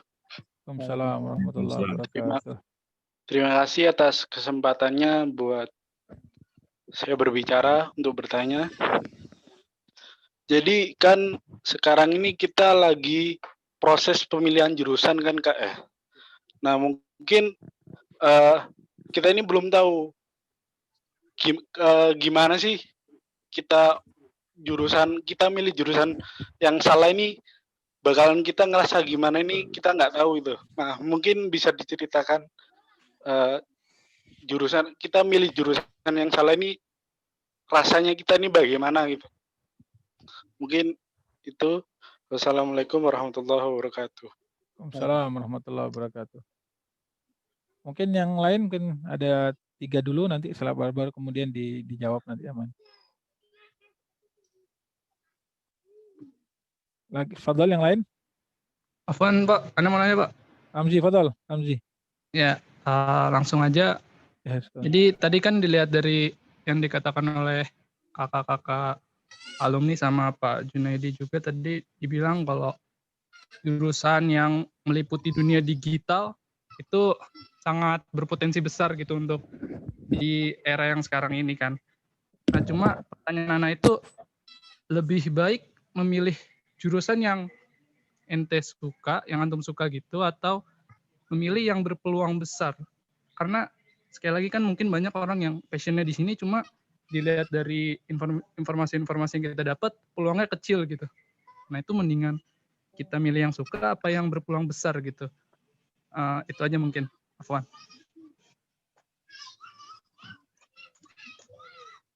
Udah, Ustaz. 6. Mungkin yang lain? Aneh Ustadz. Mutawali. Ada lagi? Ada lagi, satu lagi. Aneh Ustadz. Betul. Silakan. Jadi gini, saya mau tanya, kalau kuliah nih, misal ada jurusan yang saya suka, nah cara ingin mengetahui masa depan selanjutnya tuh bagaimana lagi, Ustadz? Itu doang pertanyaan saya, Ustadz. 6. Fadal yang langsung di komen. Di komentari yang lain. Mungkin saya mau pertama untuk jawab. Untuk semua ketiga-tiganya pertanyaan itu intinya satu, gimana kita memilih jurusan nantinya kan. Nah, seperti yang saya katakan tadi, pertama kita harus punya tujuan. Nah, tujuan itu gimana kita ke depannya? Mungkin tadi Mutawali bertanya, kita ke depannya kalau kita sudah memilih jurusan, terus ke depannya gimana? Nah, itu sesuai tujuan Anda gitu. Kalau kamu pengen udah memiliki tujuan, mungkin saya suka bahasa Arab misal. Seperti Izul Haq, dia suka bahasa Arab. Akhirnya dia masuk jurusan bahasa Arab. Mungkin orang berpikiran, bahasa Arab buat apa sih kuliah bahasa Arab? Mending kita langsung ke Hauzah. Ya kan? Di situ tentu dia sudah memiliki tujuan tersendiri. Nah, bagaimana kalian menentukan tujuan kalian? Mungkin ada yang bertanya bagaimana cara memilih jurusan biar nggak salah jurusan. Ya, tujuan kalian sudah harus menentukan tujuan dari sekarang. Kalian nantinya ingin menjadi seperti apa? Menjadi orang yang seperti apa? Mungkin tujuan bisa dilihat dari mungkin passion. Apa passion kalian? Passion kalian tuh dalam hal apa? Mungkin tadi ada yang bertanya masalah bisnis digital itu memiliki prospek yang tinggi. Tapi dia punya passion di hal yang lain. Itu mungkin sebuah dilema ya. Tapi kalau untuk masalah hal passion ini penting soalnya. Misal kita akhirnya memilih jurusan yang banyak peluangnya, tapi kita tidak suka. Karena ingat ya, masa kuliah itu tidak seindah di FTV. Tidak seindah yang diceritakan di perfilman. Kalau udah masuk semester 5 mungkin yang udah senior-senior pasti ngerti lah gimana jenuhnya untuk kuliah. Nah, apalagi jika kalian kuliah di bukan jurusan yang kalian inginkan, kalian memaksakan jurusan itu, akan lebih jenuh seperti apa nantinya. Dan akhirnya banyak yang lepas di tengah proses perkuliahan. Makanya dalam hal menentukan jurusan kuliah itu penting.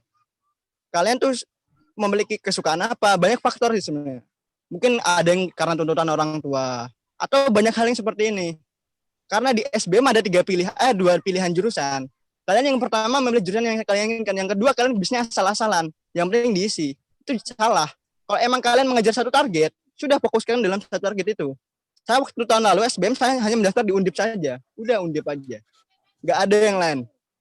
Nah, karena saya sudah fokus di situ. Kalau nggak keterima ya sudah, saya punya plan-plan selanjutnya. Rencana tadi yang saya katakan. Rencana selanjutnya mungkin saya bisa daftar di UIN. Ada jurusan mandiri tanpa biaya awal. Di UIN tuh tidak ada biaya uang pembangunan awal lah, sehingga kalau buat mandiri gampang. Atau bisa nyari kampus-kampus swasta lain, atau ya seperti Al-Mahdi juga, teman kita Al-Mahdi, dia juga dapat beasiswa di kampus swasta. Jadi banyak jalur gitu. Kalau misal, jadi persiapkan rencana. Misal kita di jurusan awal tidak terima, persiapkan rencana selanjutnya. Ingat mental kita harus kuat mental di luar itu. Itu kan tidak semudah itu. Ya mungkin bisa menambahkan Kak Ridho. Oke. Untuk masalah set goal sama tujuan itu emang benar penting banget. Tapi balik lagi ke pertanyaan yang ini jawab per pertanyaan ya, biar lebih rinci. Yang pertama soal jurusan yang salah, gimana rasanya? Ini sedikit cerita. Mungkin sekitar dari 70% teman yang saya kenal, rata-rata ketika ngobrol soal jurusan, mereka ngaku kalau mereka ngerasa salah jurusan. Nah, salah satu faktor kenapa mereka ngerasa salah jurusan, itu pertama, mereka kurang riset. Yang kedua, mereka nggak tahu maunya mereka tuh apa. Yang ketiga, ikut-ikutan. Nah, tadi seperti yang dibilang sama Zen juga, kalau kamu ikut-ikutan di kuliah, itu benar-benar berat, serius. Misal aku dari awal kan udah milih buat mengambil manajemen. Walaupun aku udah ngambil manajemen nih, mulai semester 5, bener semester 5 ke atas, menuju skripsi dan lain sebagainya, itu bener-bener kayak pusingnya itu pusing minta ampun. Itu hal yang aku suka gampangannya. Itu aja udah bikin ribet. Apalagi kalau seandainya itu bukan hal yang aku suka, pasti kemungkinan besar nggak bakal terselesaikan kayak gitu. Iya, betul. Jadi emang poinnya kalau salah jurusan ya nggak enak banget lah. Salah jurusan tuh mesti kalau nggak legowo dalam artian harus ya udah walaupun nggak suka harus tetap selesai, akhirnya diselesaikan. Kalau nggak emang bener-bener nggak tahan ya endingnya bakal keluar. Itu yang pertama. Terus yang kedua soal pertanyaan lebih baik pilih yang kalian suka atau yang berpeluang besar. Kalau menurut aku ini masih ada sinkron sama pertanyaan yang pertama. Kalau dari poinku, maksudnya dari pandangan sudut pandang saya, lebih baik milih yang kalian suka. Kenapa? Kalau kalian suka, itu kalian bisa enak kok menjalaninya. Terus yang balik lagi ke tadi di-share sama kita bertiga, itu soal kalau kuliah, itu kita bisa mengeksplor apapun. Nah, kalau sedikit lagi cerita, nah walaupun saya dari desain manajemen, saya juga belajar kok namanya desain grafis segala macam. Saya bisa buat gunain Corel Draw, Photoshop, atau mungkin Adobe Premiere. Itu buat skill penunjang saya. Terus yang kedua, mungkin buat public speaking kan lebih ke anak-anak komunikasi atau HI. Tapi buktinya saya manajemen juga saya menyentuh bisa dibilang ranah mereka. Jadi nggak ada alasan dalam artian mungkin sekarang lagi bisnis digital. Walaupun kamu anak teknik, walaupun kamu anak FIB, ilmu bahasa dan sebagainya yang mungkin notabene itu nggak ada sinkronnya sama digital marketing dan lain-lainnya, itu kalian tetap bisa belajar di luar itu. Jadi nggak apa-apa kalau menurut aku, lebih baik memilih yang kalian suka, cuman sekalian sambil mengimprove atau mengeksplor hal-hal lain yang mungkin emang akan dibutuhkan nantinya. Walaupun mungkin misal nanti kerja nih, ternyata kerja misal digital marketing yang emang dibutuhin tuh harus ST atau enggak, misal desain komunikasi visual, misal kayak gitu. Ya oke, cuman suatu saat misal kalian kerja di suatu lembaga atau pekerjaan lain, nah kalian mempunyai kemampuan itu. Akhirnya kan orang-orang tahu dan akhirnya ntar mungkin di penempatan itu, walaupun kalian misal jadinya admin ya, atau staff akuntansi atau apalah, mungkin gara-gara mereka tahu kelebihan kalian, kalian akan tetap diberdayakan di bagian digital marketing dan lain sebagainya. Nah dari situ kalau udah pindah, itu kan secara nggak langsung kalian punya pengalaman. Nah pengalaman itu misal kalian udah 1 tahun stay di situ, kalian bisa jadiin dasar kok buat apply yang lain. Jadi misal nanti ada pekerjaan digital marketing yang lain, itu kalian bisa tetap ambil karena biasanya kalau nggak faktor soal jurusan yang dicari adalah pengalaman kerja. Nah misal jurusan nggak sesuai, tapi ada pengalaman kerja, itu masih bisa diterima biasanya. Jadi nggak ada alasan dalam artian sekarang digital marketing aku nggak suka, tapi aku harus apply karena emang lagi banyak. Nggak bisa kayak gitu. Lebih baik kalian pilih yang kalian suka. Terus yang terakhir, jurusan yang disukai gimana cara mengetahui masa depan. Itu yang tadi balik lagi ke riset, dalam artian emang set goal yang pertama, aku pengen jadi pebisnis misal. Oh pebisnis tuh jurusan yang berkaitan tuh apa aja sih? Oh ternyata ada manajemen, terus ada mungkin ilmu ekonomi dan lain sebagainya. Oh itu keterkaitan nih dengan goal yang aku punya. Ya udah akhirnya aku apply di situ. Jadi yang pertama riset, goal dulu, set goal kalian pengen jadi apa, pengen kayak gimana ke depannya, baru riset hal-hal yang berkaitan dan yang akan menunjang kalian yang di masa depan tuh seperti apa. Kayak gitu sih kalau dari aku. Sekian. Mungkin bisa ditambahin sama Hilmi. Ya, sedikit menambahkan ya. Dari Bang Tito sama Zen. Jadi, tadi yang pertanyaannya Sobri, kalau salah jurusan gimana rasanya? Kayak apa yang kita alami gitu. Jadi sebenarnya kalau salah jurusan itu juga ada pengalaman juga dari teman-teman saya yang kemudian dia di tahun pertama, kemudian akhirnya dia pindah itu, yaitu ketika aktivitas belajar dan segala macamnya di jurusan saya, aktivitasnya banyak dengan kegiatan-kegiatan praktikum dan juga beserta laporan-laporannya itu. Ketika dia menjalankan itu semua, ketika dia gak senang, maka dia akan melakukannya ya wes pokok jadi gitu, ya wes pokok selesai, dan juga akhirnya ya gak bisa mengikuti dengan baik. Itu merupakan salah satu tanda ketika misalkan salah jurusan. Jadi tergantung ya sebenarnya yang paling tahu terhadap diri kita adalah kita sendiri. Jadi ikutin kata hati ketika memilih kira-kira seperti apa. Terus yang masalah passion sama peluang juga saya sependapat, yaitu kita lebih memilih passion. Karena apa? Ini juga ada hubungannya sama yang pertama seperti yang dijelaskan sama mas tadi. Jadi sebenarnya ini cerita dari teman sejurusan saya, itu dia anak teknik tapi dia juga belajar tentang digital marketing yang juga punya bisnis yang offset bisnis travel yang omsetnya bisa nyampe ratusan juta ketika waktu-waktu liburan. Jadi sebenarnya nggak ada batasan ketika nanti kita berkarir. Jadi ketika kita mempelajari apa yang kita senang itu menurut saya udah paling benar. Nanti kita bisa mengekspansi kemampuan kita ke bidang lainnya yang sebenarnya berpeluang. Sebenarnya ketika nanti di dunia kerja kita lebih akan ditanya apa yang kita bisa bukan dari mana kita berasal. Jadi fokus saja sama mengembangkan diri kita. Apa yang misalkan yang sekarang digital marketing sangat berpotensi, tapi passion kalian bukan hanya di situ. Jadi kalian juga bisa belajar di jurusan yang kalian senangi, dan juga kalian juga bisa belajar bagaimana cara digital marketing. Sangat banyak wadahnya, apalagi sekarang sisi antara yang sebelumnya sebuah pembelajaran banyak yang tatap muka secara langsung, sekarang sudah banyak media-media training, media-media webinar yang melaksanakan secara online, dan itu merupakan peluang yang sangat besar untuk mengimprove kemampuan kita. Terus untuk yang masalah passion sama peluang.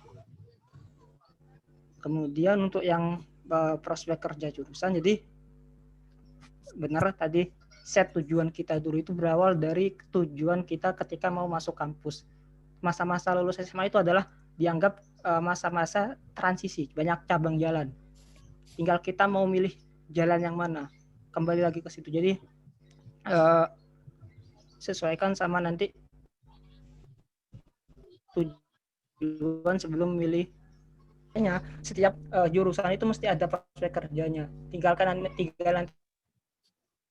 riset di media sosial atau Google itu sangat banyak terkait prospek-prospek jurusan yang bisa kalian dapatkan ketika milih jurusan itu. Tinggal banyak-banyak riset dan kemudian sesuaikan dengan goals atau tujuan kalian di depan tadi. Mungkin cukup kalau dari saya.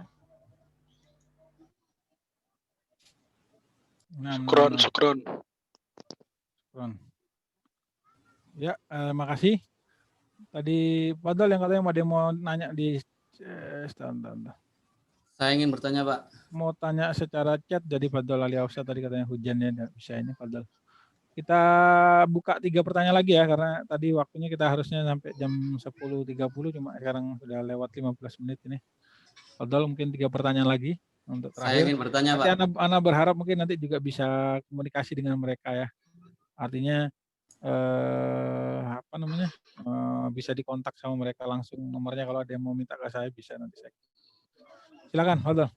Saya ingin bertanya, Pak. Fadal, Hasan Nabil, Fadal. Perkenalkan, nama Nabil dari kelas 12 IPS 2. Jadi dari tadi yang kita bahas selalu mengatakan bahwa saya kuliah memiliki keunggulan. Ibaratnya di dunia ini ada 2 kubu, satu kubu kuliah, satu kubu kerja. Nah sekarang kita berada di kubu kuliah. Nah ada beberapa dengar dari kubu kerja berkata kayak gini, kayak pertanyaannya kayak apa sih benefit spesifiknya? Karena ujung-ujungnya kita mengeksplorasi, ujung-ujungnya kita public speaking, ujung-ujungnya kita belajar apapun di kuliah, toh itu ujungnya relasi yang mungkin buat ekonomi gitu. Jadi ketika semisal saya punya jaringan ekonomi setelah SMA ini cukup jelas, kayak sudah dapat tawaran kerja dengan gaji yang cukup meyakinkan di atas 3, 4, 5, 6, cukup meyakinkan ya. Kalau mungkin di Bangil cukup meyakinkan. Nah, terus kayak semisal ada tawaran-tawaran kuliah kayak gini. Apa sih kayak benefit spesifiknya? Contohlah pengalaman ya, tadi kan mungkin bahas pengalaman. Nah, balik lagi mungkin pengalaman yang didapat di kuliah semisal tidak sesuai dengan passion saya gitu. Jadi ketika saya menjalani pekerjaan saya, maka pengalaman saya akan berfokus ke situ. Semisal pekerjaan saya tentang bisnis UKM semisal. Di kuliah ada pengalaman kok. Pengalaman apa? Ya pengalaman tentang kuliah. Tapi kalau saya bisnis UKM, ya pengalaman tentang bisnis UKM. Jadi kayak sebenarnya sama dapat pengalaman, tapi karena di sini kita lagi di spot tentang pembincangan tentang dari sisi kuliah, mungkin saya pengen nanya kayak benefit terspesifik dari kuliahnya apa? Kalau semisal ujung-ujungnya ya buat relasi dan ujung-ujungnya buat ekonomi. Dan kalau semisal kita udah benar-benar punya ekonomi itu, dan sama sebenarnya kalau semisal kita mau ngomong kayak semisal tadi ketika kita punya bisnis digital menggemari digital marketing tapi kita tidak passion kayak tadi dikatakan digital kayak memiliki peluang, kita akan bisa belajar. Begitu juga dengan analisa kritis, kita bisa dengan memperhatikan ILC aja, kita teranalisa atau kita terpacu analisa kritis kita. Misal contoh satu video ILC Indonesia Lawyers Club, atau enggak dengan mengikuti webinar, itu secara tidak langsung akan membangun kritisi kita atau analisa kita. Jadi ketika kita tadi dikatakan pengalaman, kritis, analisa apa kayak semua di luar juga bisa kok. Nah, skala dan kalau semisal butuh legalitas toh juga buat apa? Kalau semisal ujung-ujungnya kerja, Ana udah punya kerjaan kok. Nah, itu mungkin Ana pengen nanya terspesifik benefit dari kuliah ini apa? Karena semua juga apalagi di masa yang kencang pandemi media masa ini semua tersedia. Semua tersedia, webinar apalah segalanya yang buat membangun. Sudah ketangkap ininya idenya. Ya, Pak. Terima kasih, Pak. Ya, untuk berikutnya cukup ini ya, sudah ada 2 pertanyaan lagi. Ada yang kedua ini di chat ini, kalau S1 bisnis dan mau lanjut ke S2 ambil hukum bisnis bisa nggak ya? Dari Ali Ausat. Kemudian yang ketiga ada dari Ali Murtadha Lidrus. Salam, saya ingin tanya ketika saya sudah suka sesuatu jurusan, kadang suka rasa muncul keraguan, apakah beneran bisa nggak di jurusan ini, dan lalu muncul banyak pikiran untuk mengambil jurusan lain yang saya suka, muncul bimbang dan keraguan. Pertanyaannya, bagaimana cara menghilangkan perasaan seperti itu? Fadol, silakan. Mungkin dari Pak Kohar atau Pak Junaidi juga bisa, tapi saya nggak masalah sih fokus ke ini aja, ke 3 narasumber ini aja. Karena Anda berpikir mereka lebih jarang ketemu sama anak-anak mungkin. Kalau yang lainnya mungkin Pak Kohar, Pak Junaidi bisa setiap hari. Fadol, silakan. Ali Ridho atau Hilmi atau Zen.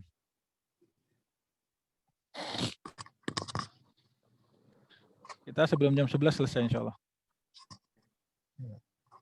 Silakan, Fadol. Gimana? Kakak. Mungkin nanti bakal nambahin lagi ya. Cuman mungkin ini untuk yang awalan dulu. Tadi yang pertanyaan pertama kan, apa sih benefit kuliah? Tadi soal pengalaman, iya. Soal link juga iya, benar. Terus kalau balik lagi ke bagian itu, pertama, kalau kuliah sendiri itu kayak semacam kita dikasih wadah untuk belajar tanpa tuntutan, tapi pembelajarannya itu bisa skala luas banget. Dalam artian, kalau misal kamu bisnis UKM, fokus kamu pasti UKM dulu, dan UKM itu bisa mulai nyicil dari nol, dalam artian ya daerah, misal 1 desa dulu, baru ntar 1 kecamatan, 1 kabupaten. Jadi learning by doing banget. Nah, sedangkan kalau kita misal di perkuliahan, kita bisa mengetahui itu duluan, dalam artian walaupun mungkin bentuknya dalam teori dulu, baru ntar dipraktekkan, tapi kita mengetahui ruang lingkup itu. Terus yang kedua, soal masalah pembinaan, kalau misal beda jurusan sendiri, itu di universitas juga tuh ada yang namanya UPK UKM. Di situ tuh banyak banget. Misal kalau bisnis, misal kamu dari jurusan hukum dan lain sebagainya, terus mau bikin emang passion di bisnis dan lain sebagainya. Nah, itu ada namanya HIPMI. HIPMI itu himpunan pokoknya intinya bagian wirausaha lah kayak gitu. Dan itu kamu bisa belajar dari situ juga. Terus poin plus lagi nih, misal soal disinggung lagi soal link. Nah, dengan kamu kuliah juga, linknya tuh luas banget, benar-benar luas. Dalam artian mahasiswa dari satu universitas sendiri itu bisa sampai ratusan ribu kalau di total. Kalau kamu pintar untuk mencari relasi, kamu bisa kenalan kok. Misal contoh nih, saya balik ke pengalaman ya. Nah, saya waktu itu nge-MC tuh udah hitungannya dari awal maba sampai benar-benar akhir. Nah, itu saya jadi ketemu sama Menteri Ibu Puan Maharani waktu saya nge-MC. Saya ketemu sama Pak Wali Kota Semarang, saya ketemu. Terus kalau artis juga saya ketemu sama Vidi Aldiano dan lain sebagainya. Itu kayak jadi semacam relasi. Terus misal lagi kita di perkuliahan juga biasanya ada panitia event-event itu, penyelenggara lain sebagainya. Nah, itu kita juga dilatih untuk mencari sponsor. Nah, sponsor itu kan hal yang mungkin agak asing buat orang-orang yang baru memulai bisnis, tapi bisnisnya itu otodidak. Nah, dari situ kan kita bisa tahu, oh ternyata bank tuh ada loh, dia spare dana buat ngasih ke mahasiswa untuk event-event. Dia juga ada loh ternyata bisa buat diajak sponsor event-event lain selain event dari mahasiswa. Jadi menurut saya tuh dalam ruang lingkup cakupan tuh udah beda banget. Dan emang dari kuliah sendiri tuh kayak kita bisa dapat semuanya. Terus yang selanjutnya,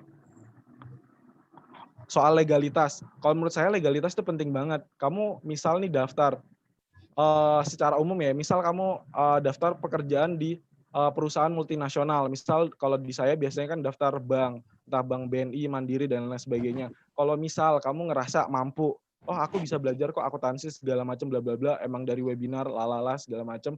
Nah, tapi syaratnya itu harus ada lulusan dari S1 manajemen, S1 akuntansi, atau mungkin S1 ekonomi. Nah, itu tuh legalitas tuh penting banget, karena kalau kamu nggak ada legalitas, itu kamu kehilangan salah satu pintu utama atau pintu pertama yang bisa kamu lalui untuk menuju ke sana.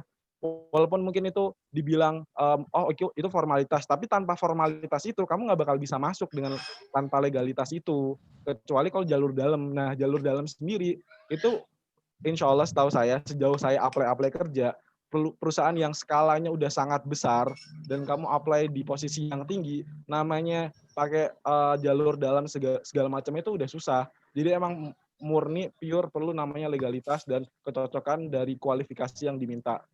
Terus pertanyaan selanjutnya, kalau S1 bisnis mau lanjut ke S2 ambil hukum bisnis bisa kan ya? Itu bisa kok, tadi udah disinggung juga sama Pak Junaidi, kalau kita ngambil jurusan yang beda dari jurusan S1 kita itu bisa. Cuman emang dianjurkan lebih ke linear. Cuman kalau menurut saya bisnis sama hukum bisnis itu masih linear, karena di saya S1 ini itu ada mata kuliah hukum bisnis. Jadi masih nyambung, relatif nyambung, bisa dibilang masih linear. Terus pertanyaan yang terakhir, bimbang gimana bimbang? Oh bimbang. Kalau bimbang tuh lebih ke, kalau menurut saya bimbang, ragu, ngerasa wah gimana nih salah jurusan apa enggak, itu balik ke kamu harus kayak bisa dibilang mungkin istilah sekarang ya, me time dulu. Istilah sekarang tuh mungkin me time dulu, dalam artian itu kamu merenung, kamu emang ini beneran jurusan yang saya mau apa enggak ya. Terus misal juga goal saya itu emang ini apa bukan ya. Jadi kayak lebih ke evaluasi diri kali ya. Kalau udah evaluasi diri, pasti kamu juga bakal nemuin jawabannya, dan kalau emang itu yang benar-benar kamu mau, pasti kamu bisa jalan lagi dan yakin kalau itu yang benar yang kamu pilih, kayak gitu. Mungkin bisa ditambahin Gulmi sama Zen. Betul, Ellen? Mungkin saya mau menjawab pertanyaan dari Nabil tadi. Anda berkata antara kubu kuliah sama kubu bekerja, apa benefit di hasil akhir yang Anda maksudkan? Hasil akhir kan sama-sama hari bekerja kan. Nah, coba tanyakan. Mungkin yang kubu kerja, dia kerja untuk hal apa aja? Paling hanya fokus dalam hal bisnis, ekonomi, usaha UMKM gitu aja kan. Nah, tadi udah disinggung Kak Ridho bahwa kesiapan UMKM terlalu jelas beda antara yang kuliah sama yang nggak kuliah. Yang kedua, tentang mungkin sama-sama akhirnya itu bekerja, tentu beda. Kita lihat orang-orang di luar yang mungkin sudah membuka warung soto yang sudah lama, puluhan tahun lamanya, yang mungkin kalian tahu mungkin mereka hanya lulusan SMA. Saya tidak merendahkan, tapi banyak yang seperti itu. Nah, sudah sebesar apa usaha mereka?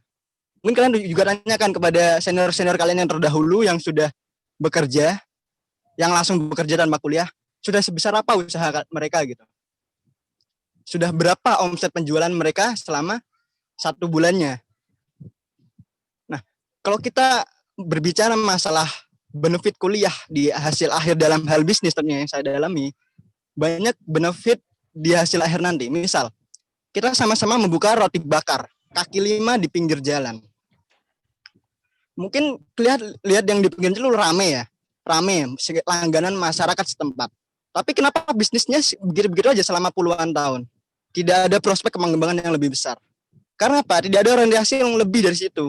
Mereka merasa itu sudah cukup. Sedangkan kalau bagi saya, itu masih bisa dikembangkan lebih besar lagi. Dalam hal pengendalian keuangan. Masalah pengurusan modal, masalah BEP, masalah pengendalian modal, dan lain sebagainya. Banyak hal yang belum kita pelajari. Dan itu bisa kita pelajari di kuliah. Mungkin kalian bisa membaca, tapi apa kalian bisa hanya paham dengan membaca? Orang di pondok aja, kuliah diajari oleh guru aja, belum tentu masuk. Ya kan? Juga makanya kan masih banyak hal yang belum kita pelajari. Gamanya kita hanya baru setetes dari keilmuan. Dalam berbisnis pun kita hanya setetes dari keilmuan. Masih banyak hal dalam berbisnis yang belum kita pelajari. Misal yang sekarang ini adalah bisnis kafe. banyak dari kalangan teman-teman saya yang suka membuat kafe atau coffee shop. Mungkin kesannya perlu modal mahal atau apa. Kita juga bisa merintis kok dari nol gitu. Mungkin ada yang nggak bekerja, mungkin yang nggak kuliah tapi langsung kerja buka coffee shop bisa. Tapi gimana perkembangan coffee shopnya nanti ya? Gimana perkembangan keuangannya mereka, alur keuangan mereka, masalah pengembangan modal, terus memperbesar keuangan. Mungkin tadi Kak Ridho sudah menyinggung masalah invest atau sponsorship atau masalah peminjaman bank. Itu banyak hal di luar sana yang belum kita ketahui. Nah, di sini sudah jelas perbedaannya. Mungkin tadi yang yang usaha, yang teman-teman kalian sudah bekerja itu berusaha, mungkin katakan mereka bisa 50 juta. Target saya bukan 50 juta, ratusan juta, bahkan kebebasan finansial dalam kehidupan. Sudah punya perusahaan, sudah punya PT. Kenapa kita hanya berhenti di situ? Kalau memang tujuan kita adalah membuat bisnis ekonomi. Mungkin, tapi kalau ada orang yang punya tujuan lain dalam pekerjaan, sama-sama bekerja tapi mereka punya keinginan, misal ahli IT, ahli komputer atau ingin menjadi pengajar, tentunya itu tidak bisa hanya dengan otodidak tanpa kuliah, harus semua dengan kuliah. Kalian ingin membangun bangunan tinggi setinggi langit, kalau nggak ada materi yang lebih lanjut belum bisa. Bahkan mahasiswa S1 pun belum tentu bisa, harus benar-benar ahli. Dan jika hanya kalian ingin ya sama-sama akhirnya bekerja, tapi value dalam bekerja itu berbeda, nilainya itu berbeda. Gampangannya mungkin bisa sih, semua kembali kepada diri sendiri sih. Gak usah kuliah pun bisa, asalkan dia mau belajar, mau mengembangkan diri. Mungkin dia ikut orang, belajar dari sana. Tapi kan secara waktu, gamanya kita dengan kuliah tuh kita melakukan teori-teori itu kita bisa memotong waktu. Kita bisa memotong dalam pencapaian kita nantinya itu. Mungkin kalau kalian ada yang nonton film startup yang sekarang lagi viral dalam ekonomi itu, yang drakor gitu. Startup itu kan tentang bagaimana kita membangun sebuah bisnis rintisan baru. Nah, yang menjadi CEO, dia hanya lulusan SMA, tapi dia ada keinginan belajar yang tinggi. Dia selalu membaca. Apa kalian bisa seperti itu? Dan saya itu, apa kalian yang memilih tidak bekerja, kalian bisa seperti itu? Kalian mau belajar di luar tanpa kuliah.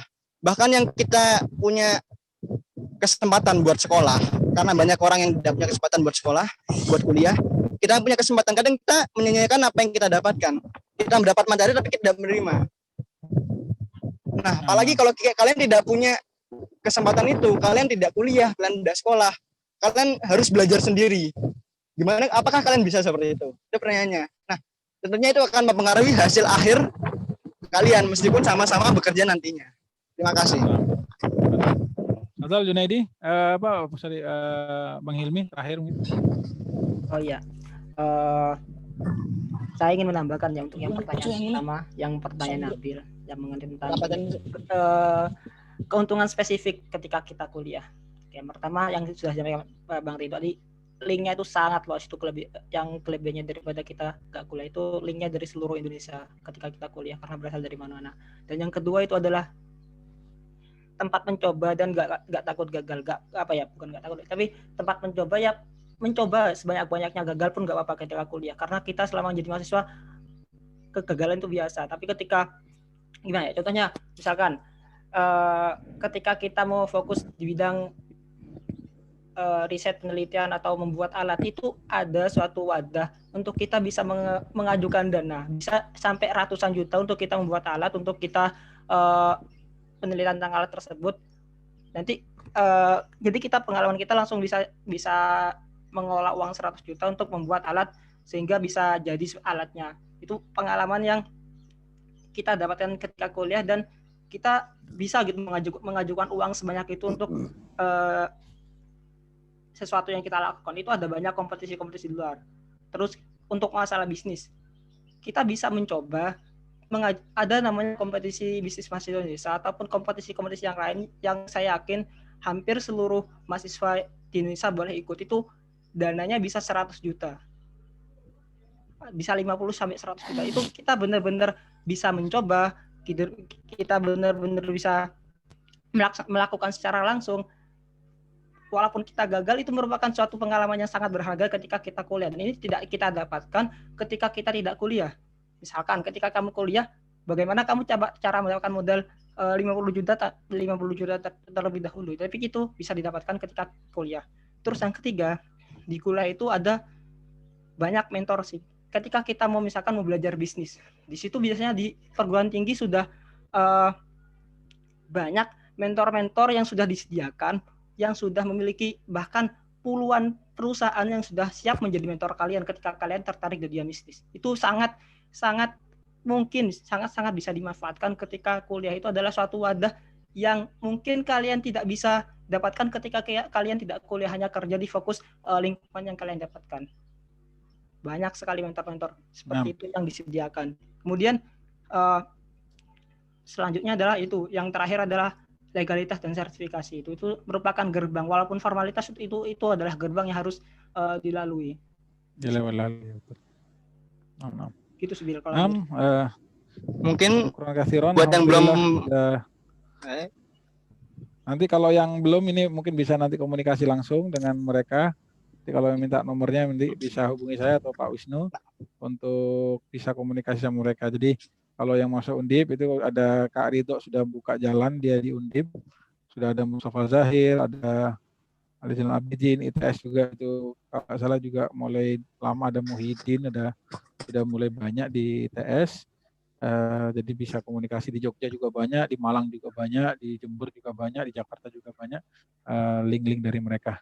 Jadi saya ucapkan terima kasih kepada para alumni ya yang luar biasa memberikan semangat, motivasi. Saya lihat lebih semangat daripada di pondok kelihatannya. Di luar sudah dunia nyata ini kelihatan. Di luar biasa, tinggal selamat berjuang dan terus ya membawa nama baik YAPI, membawa nama baik juga Islam ya, berjuang semaksimal mungkin, mengembangkan diri dan lain sebagainya. Dan kita juga berharap untuk para siswa bisa lebih semangat lagi ya untuk belajar bagaimana tembus, mungkin karena tembus itu syarat awal ya. Setelah itu mungkin bisa belajar yang lain-lain. Itu dari saya ucapkan terima kasih kepada semuanya, pada Ustadz Mukmin, kepala sekolah yang telah fasilitasi kita, kepada Waka Kesiswaan sebagai penyelenggara untuk kegiatan ini, Pak Wisnu dan Pak Sokiful, dan juga BK, Pak Kohar dan juga Pak Junaidi yang juga Waalaikumsalam warahmatullahi wabarakatuh. Membantu kita semua. Kemudian kepada juga saya ucapkan terima kasih pada Pak Yahya sebagai tadi host untuk hari ini. Itu saja, kurang lebihnya mohon maaf kalau ada kekurangan, saya ucapkan ribuan maaf dan saya ucapkan terima kasih kepada antum semua yang menyimak pada kesempatan kali ini. Sekali lagi kalau ada hal yang belum puas dan sebagainya, Fadil bisa dikomunikasikan sama mereka. Saya juga waktu SMA banyak mendapatkan masukan dari kakak-kakak kelas yang menjadikan tadi kita kan harus real gitu, harus tahu secara nyata, tahu tentang jurusan dan sebagainya itu taunya ya dari kakak kelas semua. Ya, terima kasih saya ucapkan. Marilah kita tutup dengan pembacaan Al-Fatihah wa qablaha sholawat. Allahumma sholli ala Muhammad wa ali Muhammad. Allahumma sholli ala Muhammad wa ali Muhammad. Allahumma sholli ala Muhammad wa ali Muhammad. Billahi minasyaitonir rajim. Bismillahirrahmanirrahim. Maliki yaumiddin. Iyyaka na'budu wa ihdinas siratal mustaqim. Shiratal ladzina an'amta 'alaihim ghairil maghdubi 'alaihim waladdallin. Ya wa'aful minkum. Wassalamualaikum warahmatullahi wabarakatuh. Waalaikumsalam warahmatullahi wabarakatuh.